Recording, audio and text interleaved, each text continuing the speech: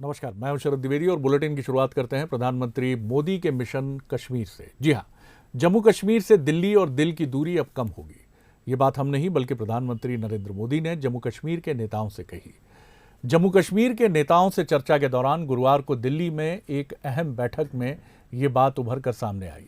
जम्मू कश्मीर से आर्टिकल 370 हटाए जाने के करीब 2 साल बाद प्रधानमंत्री नरेंद्र मोदी ने जम्मू कश्मीर के 14 दलों के नेताओं से मुलाकात की। बैठक के लिए जम्मू कश्मीर के नेता प्रधानमंत्री निवास पहुंचे, जहां प्रधानमंत्री ने सभी का स्वागत किया और फिर फोटो सेशन भी हुआ। ये बैठक करीब 3.5 घंटे चली। इस दौरान प्रधानमंत्री मोदी ने परिसीमन के बाद जल्द विधानसभा चुनाव कराए जाने की बात भी कही। उन्होंने नेताओं से ये भी कहा कि वो इस प्रक्रिया में शामिल हों। प्रधानमंत्री ने कहा कि राजनीतिक मतभेद हो सकते हैं, लेकिन सभी को राष्ट्र हित में काम करना चाहिए ताकि जम्मू कश्मीर के लोगों को फायदा हो। उन्होंने जोर देकर कहा कि जम्मू कश्मीर में सुरक्षा का माहौल सुनिश्चित करने की जरूरत है। आप देख सकते हैं कि बैठक में कौन कौन शामिल हुआ। केंद्रीय मंत्री जितेंद्र सिंह, कांग्रेस के वरिष्ठ नेता गुलाम नबी आजाद भी बैठक का हिस्सा रहे। पूर्व मुख्यमंत्री फारूक अब्दुल्ला, महबूबा मुफ्ती, गृह मंत्री अमित शाह और राष्ट्रीय सुरक्षा सलाहकार अजीत डोभाल। राजनीतिक गतिरोध खत्म करने पर चर्चा हुई। चुनाव कराने की रणनीति रोडमैप भी तैयार करने पर विचार विमर्श हुआ। जम्मू कश्मीर में सुरक्षा के मुद्दे पर भी बातचीत हुई। राष्ट्रहित में काम करने की प्रधानमंत्री ने अपील की। तो ये वो महत्वपूर्ण विषय हैं और बेहद महत्वपूर्ण बैठक ये मानी जा रही है और इसके कई डीप पॉलिटिकल मीनिंग्स भी हैं।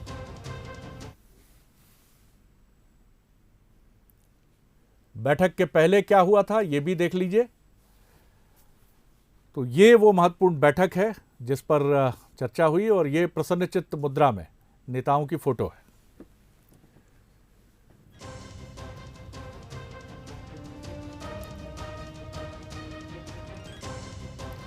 गृह मंत्री और पीएम की जो बातचीत, बिटवीन द लाइंस जिसको आप कह सकते हैं।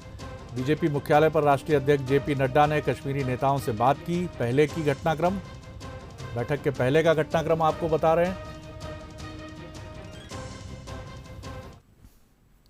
अब बात 5G टेक्नोलॉजी की। रिलायंस ग्रुप ने गुरुवार को टेक्नोलॉजी के क्षेत्र में 2 बड़े ऐलान किए, जिसमें रिलायंस ने गूगल के साथ मिलकर सबसे सस्ता 5G स्मार्टफोन जियो फोन नेक्स्ट लॉन्च कर दिया है। कंपनी के चेयरमैन मुकेश अंबानी ने कहा कि जियो फोन नेक्स्ट मार्केट में गणेश चतुर्थी यानी 10 सितंबर 2021 से मिलने लगेगा।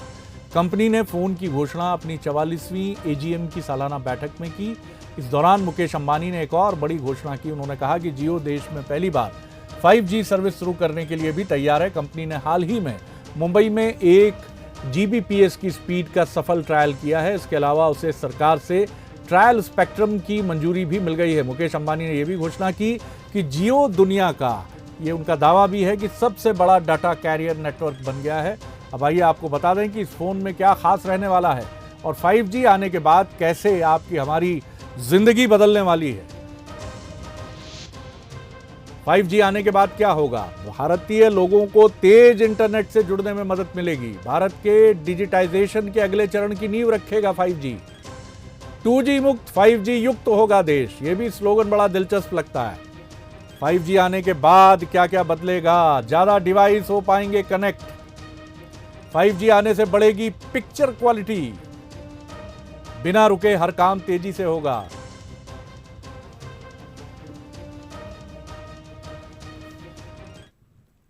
अब बात उस प्लान की जिसे बीजेपी ने कांग्रेस के लिए बनाया है। मध्य प्रदेश बीजेपी की जंबो कार्य समिति की गुरुवार को पहली बैठक हुई। इस बैठक के दौरान कांग्रेस और कमलनाथ पर जंबो अटैक भी हुए। कोरोना और कांग्रेस का मसला ऐसा गूंजा कि इसकी गूंज 2023 के चुनाव में भी सुनाई देगी। कमलनाथ पर बीजेपी का प्लान तैयार। जंबो कार्य समिति की पहली बैठक में हुए वार। 2023 में होगा महामुकाबला। कांग्रेस की घेराबंदी, बीजेपी का फैसला। एमपी बीजेपी की जंबो कार्य समिति की पहली बैठक में ही तय हो गया कि 2023 में बीजेपी किस आक्रामकता से कांग्रेस पर हमला करेगी। कार्य समिति की बैठक में ही ये झलक मिल गई कि पीसीसी अध्यक्ष कमलनाथ ही निशाने पर होंगे। बीजेपी की इस बैठक से ये भी मैसेज मिला कि कोरोना पर कांग्रेस के काम और बयान का पूरा हिसाब लिया जाएगा। कमलनाथ जी ने कहा कि भारत महान कहाँ है, बदनाम है। ये शब्दावली देखो, ये मानसिकता देखो। अरे आपको भारतीय जनता पार्टी का विरोध करना है तो भारत के महान देश को बदनाम करने का काम क्यों पकड़ रहे हो? हर तरीके से कंफ्यूजन डालना, हर तरीके से कंफ्यूजन खड़ा करना, यह इनकी आदत है। वैक्सीनेशन पूरी दुनिया चिल्ला रही है, अमेरिका से लेकर के इंग्लैंड से लेकर के जो भी दुनिया के देश हैं वो सब ये कह रहे हैं कि वैक्सीनेशन हो गया तो हमने मास्क फ्री कर दिया।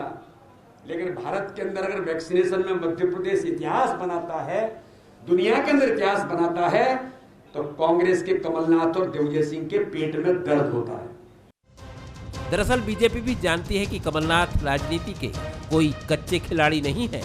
2018 में उन्हीं के नेतृत्व में कांग्रेस ने बीजेपी का सत्ता में लगातार चौथी बार आने का सपना तोड़ा था। इस बार तो सियासी जंग का लेवल और भी अपग्रेड हो गया है। महामारी से सियासी फिजा बदल चुकी है और तो और सिंधिया भी बीजेपी में चले गए हैं और कमलनाथ फिर से विपक्ष में हैं। कमलनाथ जी हमारी पार्टी के बहुत बड़े वरिष्ठ नेता हैं और समय समय पर उनकी बहुत तरह की भूमिकाएं रही हैं, विकास की, निर्माण की, संगठनात्मक संरचना की, और उसी उनका जो स्किल है उसी के आधार पर मध्य प्रदेश में 15 साल की सरकार को हम लोग पलटने में कामयाब हुए। तो उनकी जो प्रतिभा है उसका लाभ पार्टी ले रही है। जानकारों की माने तो सिर्फ बीजेपी की जम्बो कार्य समिति की पहली बैठक में ही कमलनाथ पर निशाना नहीं साधा गया है, पहले भी ऐसा होता रहा है। खास बात यह है कि इस कार्य समिति में सिंधिया समर्थक भी पहली बार मौजूद रहे, जो कांग्रेस को पहले से ही अच्छी तरह जानते हैं। ऐसे में कमलनाथ के लिए लड़ाई दोहरी हो जाती है। ऊपर से उनका हाल ही में दिया गया बयान भी विवादों में रहा, जिस पर उनके ही पार्टी के पूर्व नेता प्रतिपक्ष अजय सिंह भी असहमत नजर आए। कांग्रेस में फिर से गुट भी सक्रिय होते दिख रहे हैं। सवाल यही है कि 2023 में कमलनाथ वो कमाल कर पाएंगे जो 2018 में उन्होंने किया था, क्योंकि बीजेपी पहले से ज्यादा मजबूत स्थिति में है। 21 जून को एमपी ने वैक्सीनेशन का वर्ल्ड रिकॉर्ड बनाया। कोरोना के खिलाफ इस जंग में एमपी की इस उपलब्धि को देश ही ने नहीं बल्कि पूरी दुनिया ने बहुत थम कर देखा। और इसके साथ ही इस महाअभियान के जरिए मुख्यमंत्री शिवराज सिंह चौहान और प्रधानमंत्री नरेंद्र मोदी के बीच एक मजबूत अंडरस्टैंडिंग या बॉन्डिंग ये भी नजर आई। राज्य और केंद्र के बीच ये समझदारी खासतौर पर महामारी के दौरान बहुत ज़रूरी है और ये भी माना गया कि इस अभियान के जरिए मुख्यमंत्री शिवराज सिंह चौहान ने एक मैसेज भी दिया है कि मध्य प्रदेश से जुड़े अफेयर्स में वो पूरी ताकत से डील करते हैं इन अफेयर्स को, और विपक्ष जो इस पर सवाल उठा रहा था वो भी कहीं ना कहीं मुश्किलों में उलझता हुआ नजर आया। सरकारी अभियान नहीं रहा, ये जनता का अभियान बन गया। उन सबके परिश्रम का परिणाम ये हुआ कि हम 10 लाख के बजाय 15 लाख डोजेज लगा चुके हैं। ये पोर्टल पर अपलोड कर दिया गया है और पोर्टल तो भारत सरकार का होता है। हो भी क्यों ना, जिस सूबे ने भीषण संकट से उबरकर नया कीर्तिमान रच दिया हो, उसके मुखिया को तो गर्व होना ही चाहिए।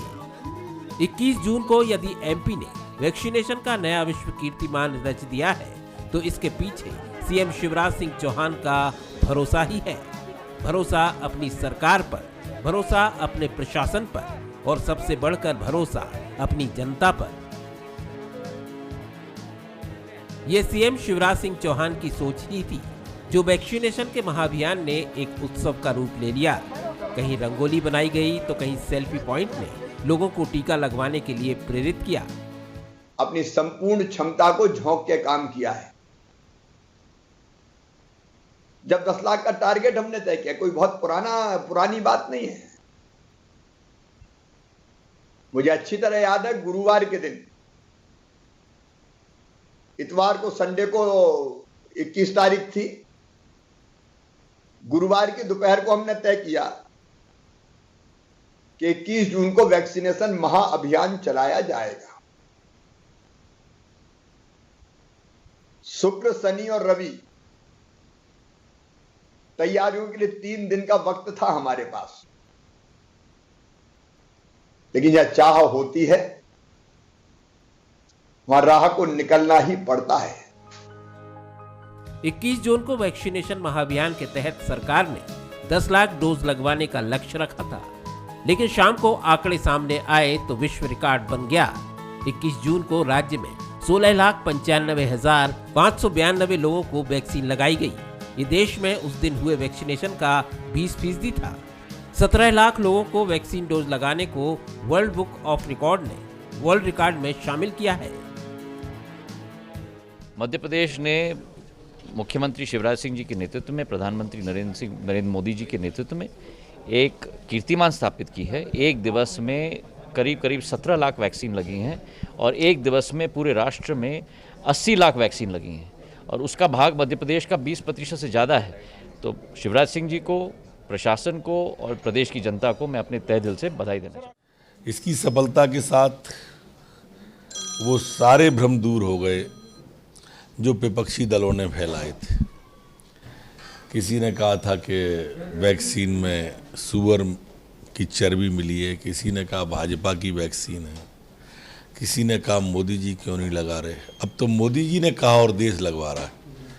रिकॉर्ड तोड़ दिया आज, और इसलिए बहुत बधाई माई के नवरी से प्रारंभ हुए इस अभियान को माननीय मुख्यमंत्री जी को, प्रधानमंत्री। मध्य प्रदेश ने वैक्सीनेशन का न सिर्फ वर्ल्ड रिकॉर्ड बनाया, बल्कि कोरोना के खिलाफ जंग में पूरे देश को भी एक दिशा दी है। प्रधानमंत्री नरेंद्र मोदी ने जिस तरह से वैक्सीनेशन के इस सफल महाअभियान पर प्रदेश और सीएम शिवराज सिंह चौहान को ट्वीट कर बधाई दी, वो प्रधानमंत्री नरेंद्र मोदी और मुख्यमंत्री शिवराज सिंह चौहान के बीच की अंडरस्टैंडिंग और बॉन्डिंग को भी बताता है। देखिए, प्रधानमंत्री जी विजनरी लीडर है। अब ऐसा नेता जो हर चीज में जनता का हित और राष्ट्र की प्रगति देखते हो। हमने पिछले साल मांग की थी कोविड के संकट के समय कि राज्यों के पास पैसा नहीं है, इसलिए विकास के लिए और जन कल्याण के लिए ज्यादा धन उपलब्ध हो, इसलिए जीडीपी का एक निश्चित प्रतिशत रहता है कि 3.5% तक कर्ज ले सकते हैं। हमने कहा था कि इस सीमा को बढ़ा दें ताकि हमारे पास पैसा रहे और हम जनता के कल्याण के और विकास के काम कर सकें।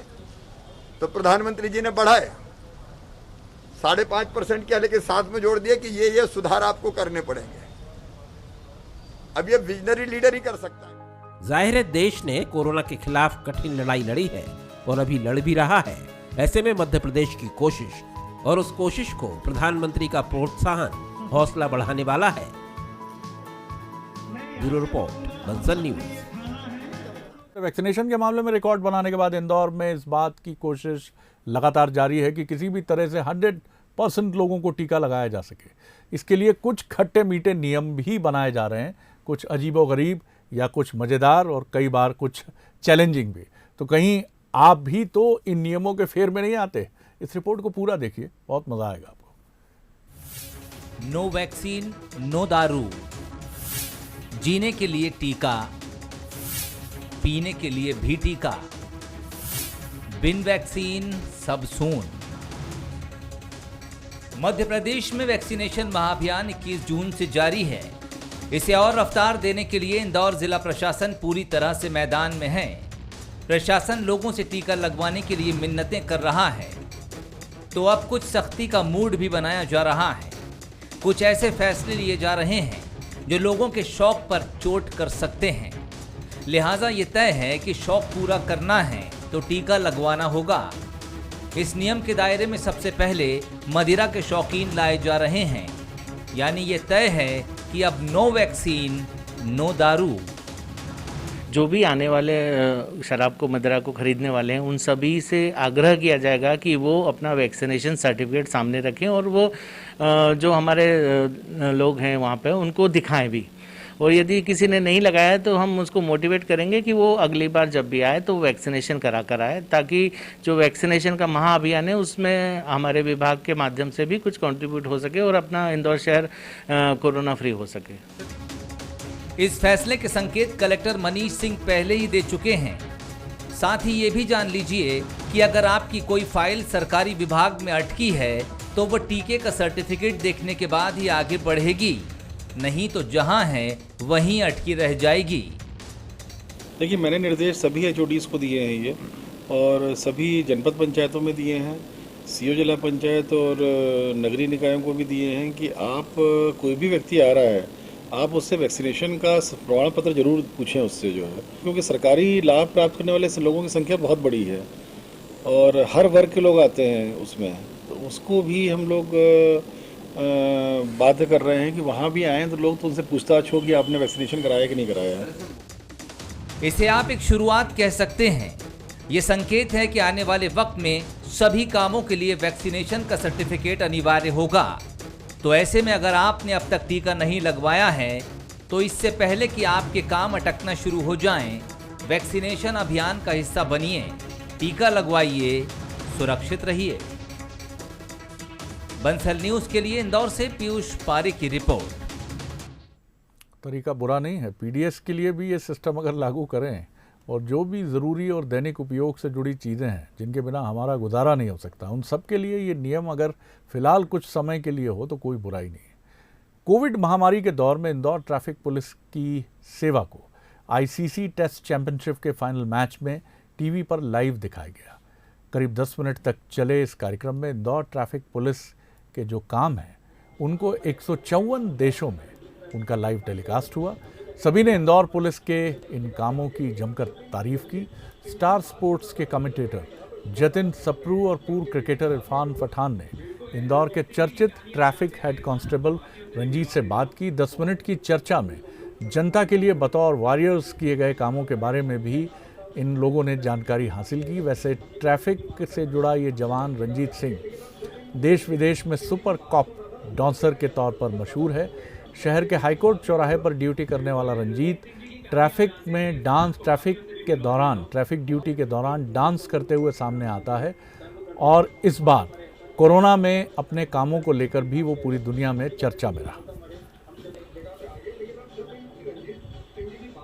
तो आप देख रहे हैं कि ये वो मौका है जब 154 देशों में इंदौर ट्रैफिक पुलिस के काम देखे गए और ये रंजीत सिंह हैं जो बहुत ही ज़ोरदार तरीके से डांस करते हुए सामने आते हैं और एक अलग शैली है इनकी।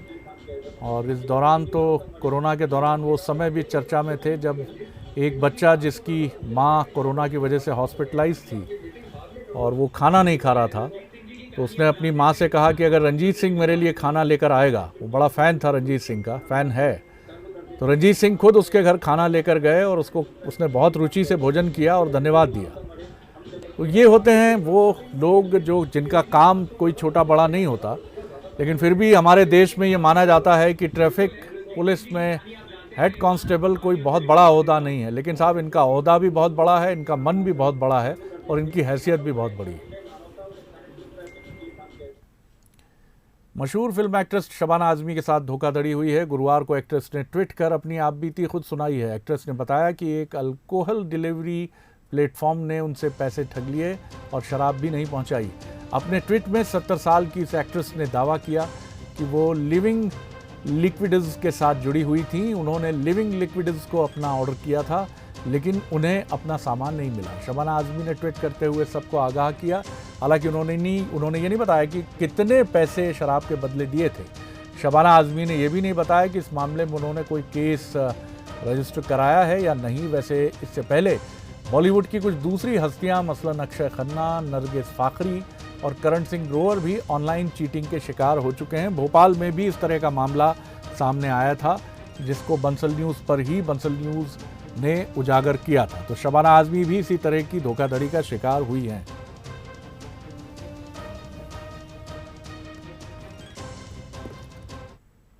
अक्सर देखा जाता है कि जब बॉलीवुड सेलिब्रिटी कहीं जाते हैं तो उनके फैंस फोटो या ऑटोग्राफ के लिए सेलेब्स के पीछे पड़ जाते हैं। लेकिन हाल ही में अभिनेता अनुपम खेर के साथ कुछ ऐसा हुआ जिससे उनका दिल टूट गया। अनुपम खेर के साथ ये मज़ेदार घटना उनके होम टाउन शिमला में हुई, जहां वो सुबह सुबह मॉर्निंग वॉक के लिए निकले थे। वहां उनकी मुलाकात ज्ञानचंद नाम के एक व्यक्ति से हुई। मज़े की बात तो ये हुई कि ज्ञानचंद ने अनुपम खेर को पहचानने से साफ इनकार कर दिया। आखिरकार चेहरा दिखाने के उद्देश्य से अनुपम को अपना मास्क हटाना पड़ा। देखिए ये वीडियो, तब ज्ञानचंद पहचान पाए कि नहीं। ज्ञानचंद जी, अच्छा, मेरा नाम जानते हैं आप? नहीं सर, मेरा नाम अनुपम खेर है जी। फिल्मों में मैं अभी सुबह ही गया सर, मैं ड्यूटी नाइट। इनको मेरे बारे में कुछ पता नहीं है कि मैं फिल्मों में काम करता हूँ। मुझे पहचानते हैं आप? हाँ सर। अभी भी नहीं पहचानते? ये देखो, ये होता है हिमाचल प्रदेश में एक छोटे से शहर में रहने का मतलब, आदमी आपको पहचानता नहीं। और इस बात की मुझे खुशी हुई कि ज्ञानचंद टूटू जी ने, ज्ञानचंद जी पूरा नाम क्या है? ज्ञानचंद ठाकुर जी ने मुझे पहचाना नहीं। आमतौर पे एक एक्टर को जिसने 518 फिल्में की है। एक्चुअली में ना सब कुछ तो इसकी वजह से ना, अब तो पहचान लिया, मास्क इसकी वजह से ना। अब पहचान लिया कि नहीं पहचाना? कौन हूँ मैं? क्या नाम था आपने sir? It's a good moment for me. चुल्लू भर पानी में डूब सकता हूँ इस समय मैं। फिल्में देखते हैं? कम देखते सर। सर जय हिंद। ये आप और हम सब सभी के साथ होता है कई बार, और वाकई उस वक्त बड़ा दिल टूटता है जब हम उम्मीद करते हैं कि ये व्यक्ति हमको पहचानता होगा। नाते रिश्तेदारी में भी कोई ज़रूरी नहीं है कि सेलिब्रिटी के साथ ही ऐसा हो। जब आप शादी में होते हैं और कोई कहता है ये पहचाना गुड्डू है, कितना छोटा सा था तब, वो पहचान में नहीं आ रहा बिल्कुल, तो ऐसा दिल टूटता है कि अरे भैया पहचान लेते, बोल देते, बड़ा सुंदर हो गया, स्मार्ट हो गया है। लेकिन क्या है साहब, दिल तोड़ने में भी लोगों को बड़ा मज़ा आता है। लेकिन ज्ञानचंद जी ने ज़बरदस्त हिट किया अनुपम जी को, ख़ासतौर से जब वो कहते हैं कि अब तो नाम तो मालूम है मेरा जी, वो आपने बताया, आप ही कह रहे थे अभी। गजब किया ज्ञानचंद जी। सही में ऐसा ज्ञान देने से हम लोग थोड़ा धरातल पर तो उतरते हैं, पता तो चलता है, नहीं तो यही लगता है आपको कि पूरी दुनिया आपको जानती है और आप वही अपना नकली, हाँ जी मेरा नाम अनुपम खेर, मेरा नाम शरद जी, मंसूल न्यूज़ में हूँ, यही नकलीपन अपनी पीठ पे लाद के चलते रहते हो साहब जी। अब हमें भी चलने दो जी, अब वक्त हो गया जी आपसे इजाज़त लेने का। नमस्कार जी, कल इसी प्लेटफॉर्म पे फिर मिलेंगे जी। नमस्ते जी।